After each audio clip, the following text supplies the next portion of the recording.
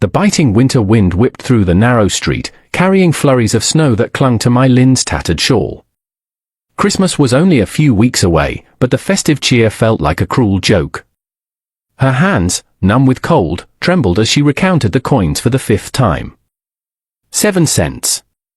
It was all that separated her 4-year-old daughter, and from the starvation that was already claiming her. The little girl lay limp in her arms, a feather lightweight against her own hollow-out frame. 5 days without food had stolen the life from Amai's cheeks and the strength from her body. The crying had stopped yesterday, a silence that terrified my Lynn more than any scream. She pressed her face against the frosted glass of Gable's general store, watching families inside purchase flour and salted pork, their movements easy and unburdened. Her breath fogged the window, a fleeting warmth against the cold. A prayer, worn thin from constant repetition since her husband's death in the mine collapse 3 months prior, escaped her lips. Please, just help me feed my baby. The mining company had evicted them the day after the funeral, declaring the shack was for working families. As if my Lynn hadn't scrubbed floors and mended clothes for others until her fingers bled, trying to earn enough to survive. Her worn-out boots did little to protect her feet from the snow-covered ground. She had sold everything of value, her wedding ring, a small jade pendant from her mother, even her winter coat. The 7 cents were the last remnants of a life that had crumbled to dust. Amai stirred, her small lips parting, searching for nourishment that wasn't there. Each shallow breath was a fresh crack in my Lynn's breaking heart. The bell above the store door chimed. Gathering her last ounce of courage, my Lynn pushed inside. The warmth hit her like a physical blow, and she swayed, nearly collapsing from the sudden relief. Mrs. Gable, the owner's wife, looked up from her ledger, her eyes as cold and unforgiving as the winter outside. We don't give charity here, she said before my Lynn could utter a word. Hard work is what builds character, not handouts. The whispers of the other customers, well-fed and warmly dressed, cut through the air. They stared at the Chinese widow and her pale child, their judgment a palpable force. Please, my Lynn's voice was barely a whisper. My little girl, she hasn't eaten in 5 days. I have 7 cents. Perhaps some old bread.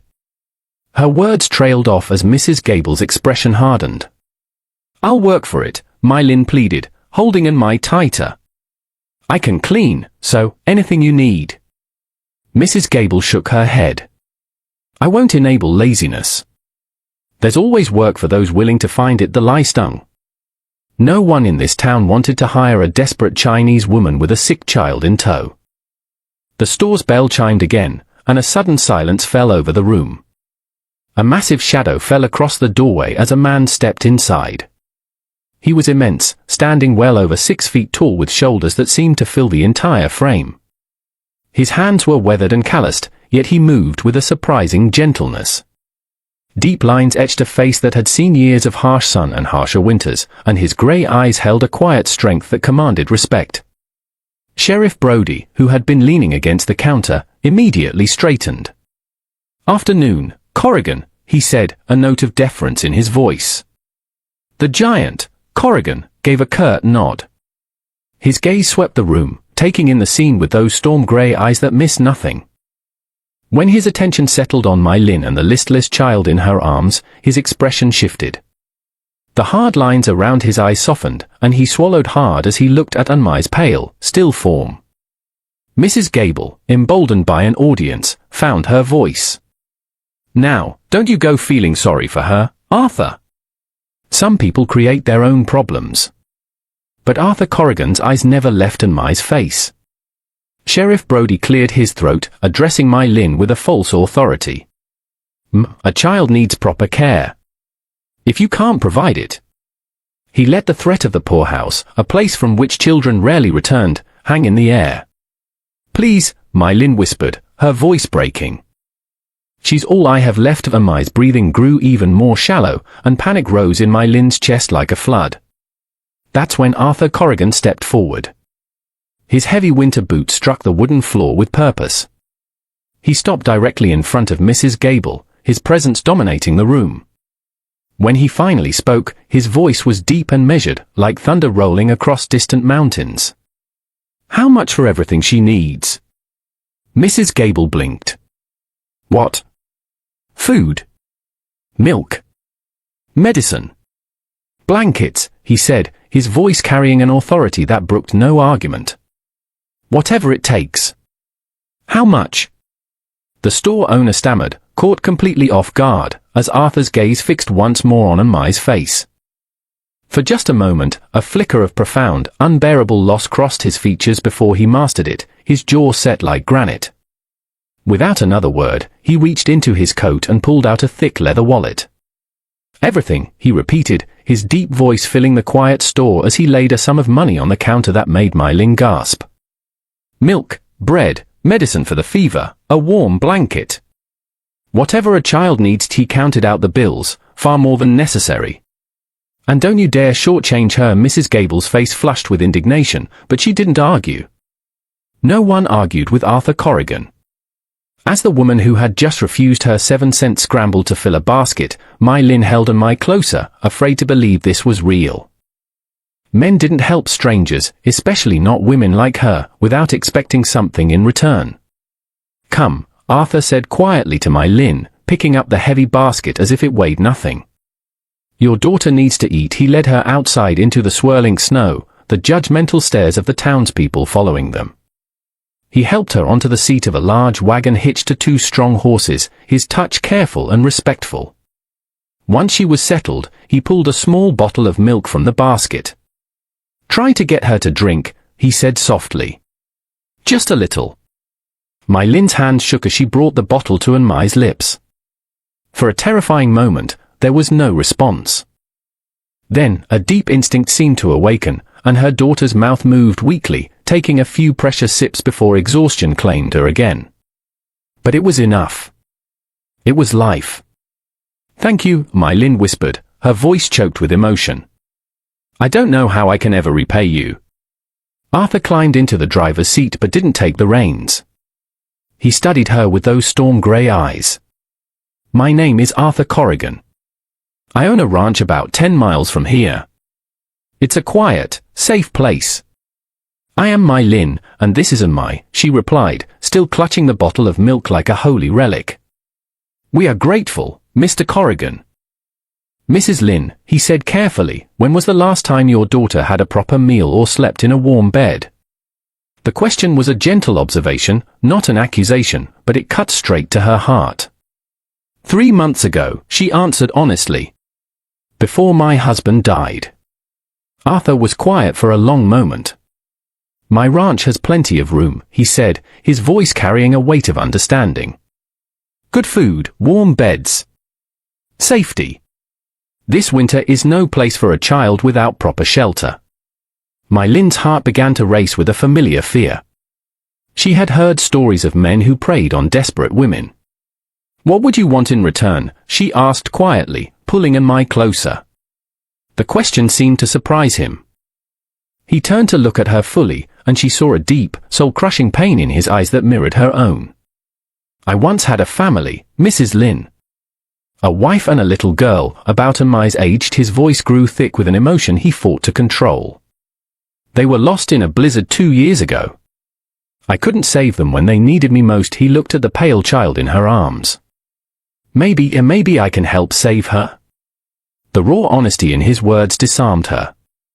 This wasn't predation, it was a man trying to heal his own broken heart. Your daughter is fading, Mrs. Lin, he said, his tone becoming more decisive. Not today, maybe not tomorrow, but soon if nothing changes. My ranch can change that. Just then, Mai stirred, and for the first time in days, she opened her eyes. They were weak, but they were open. Everything logical told Mai Lin to be afraid. But as she looked at her daughter's face, seeing the first spark of life she'd witnessed in days, she knew the greatest danger wasn't trusting this stranger. The greatest danger was doing nothing at all.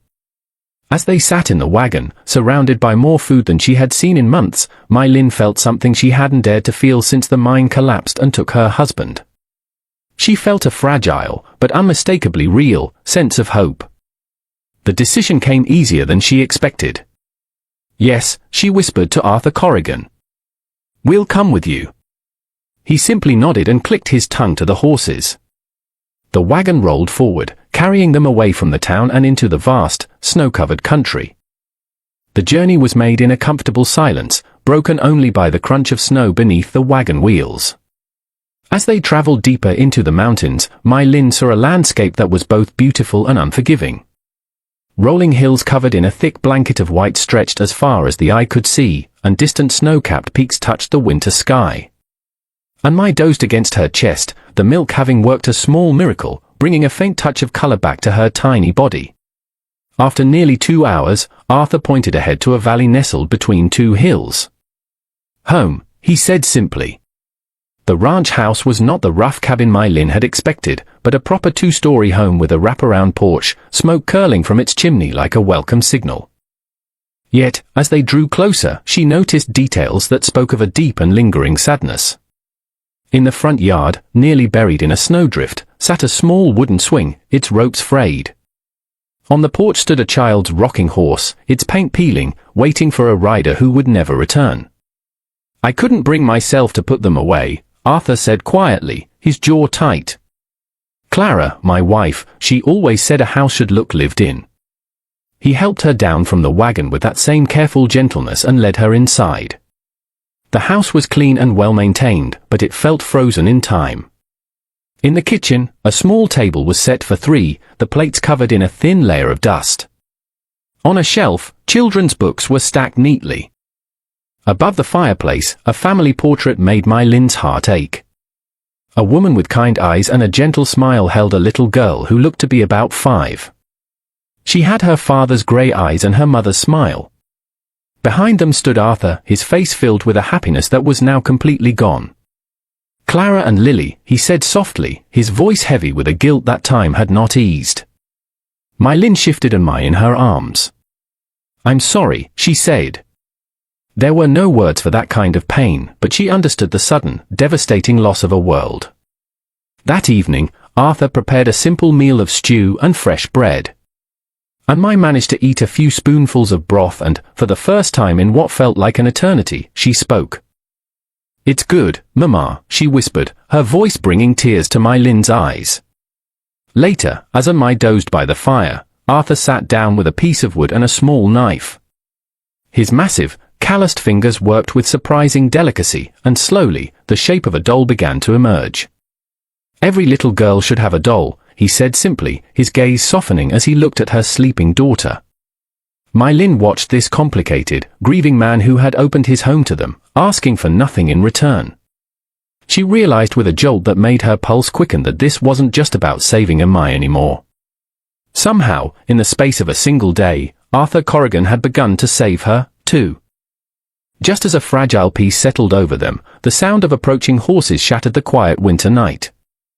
Through the window, Mai Lin saw torches bobbing in the darkness, moving steadily toward the house. Stay here, Arthur said grimly, his body tensing. As the riders drew closer, angry voices carried on the wind, and she realized with a growing dread that their sanctuary was about to be invaded. Sheriff Brody led the grim-faced group, which included Mrs. Gable and several other women from the town's church committee. Their faces were set with the righteous certainty of people convinced they were doing God's work. Arthur stepped onto the porch, his massive frame filling the doorway. Evening, Sheriff, he said, his voice calm but firm. What brings you out on a night like this? The sheriff dismounted, looking uncomfortable.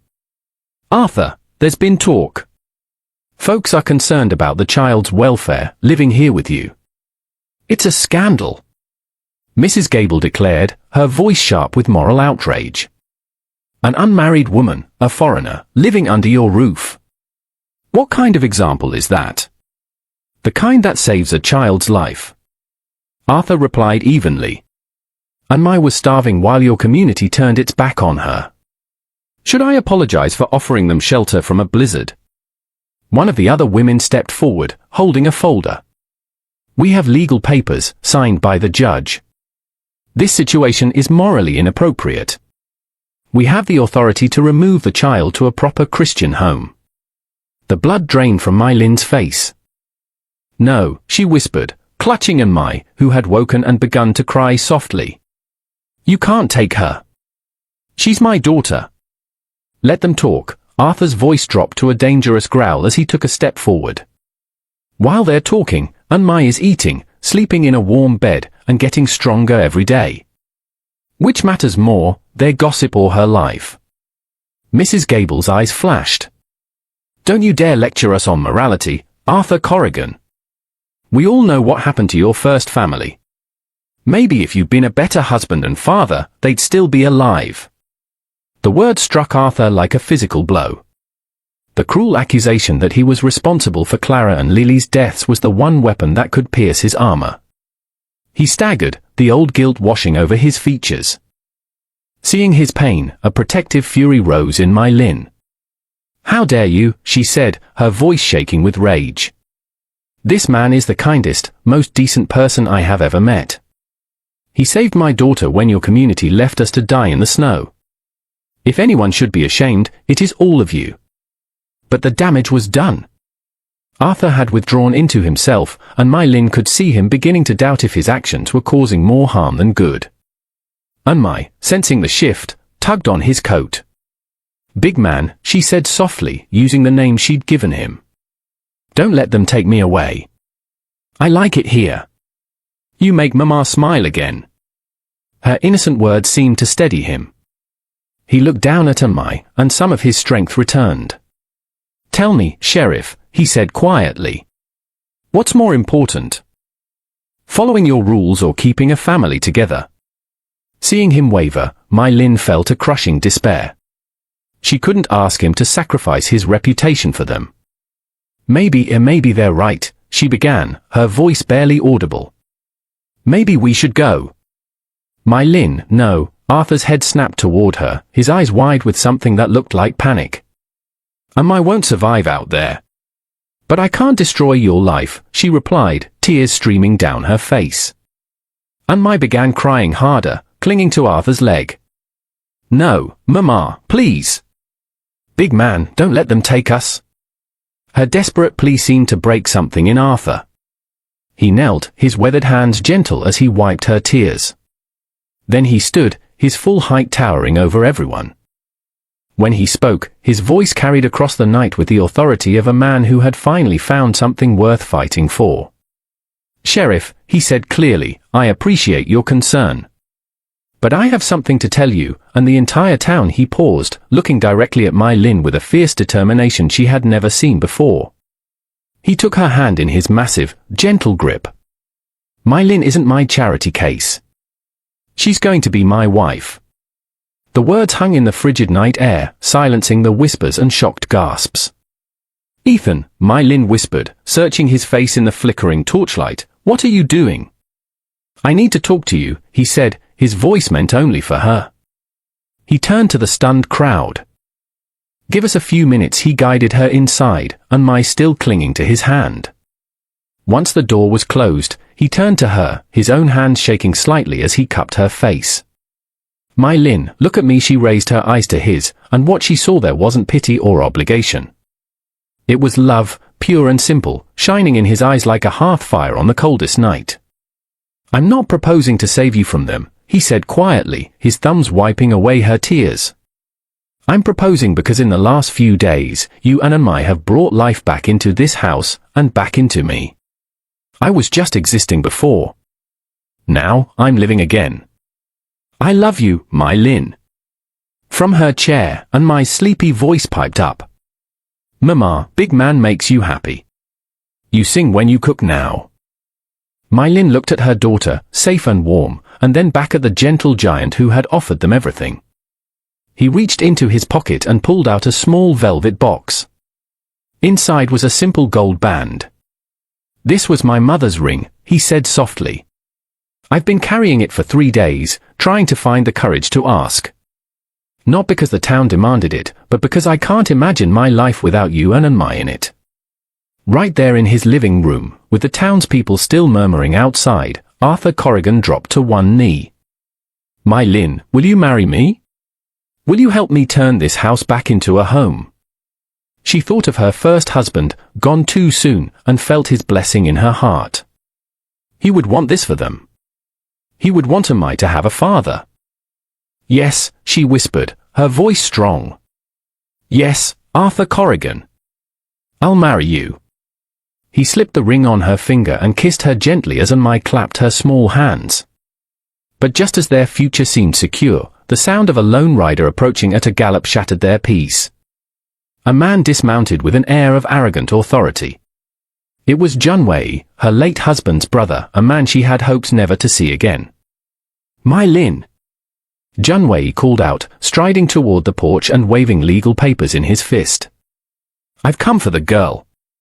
As her blood relative, I have the legal right to raise her properly, not in some scandalous arrangement. My Lin stepped forward, no longer the desperate woman from the general store. Junwei, she is my daughter. She stays with me. Does she? He sneered. A woman living in sin? The law is on my side. His cold gaze fell on Mai, who pressed herself against Arthur's leg. Big man, she whispered, I don't want to go with him.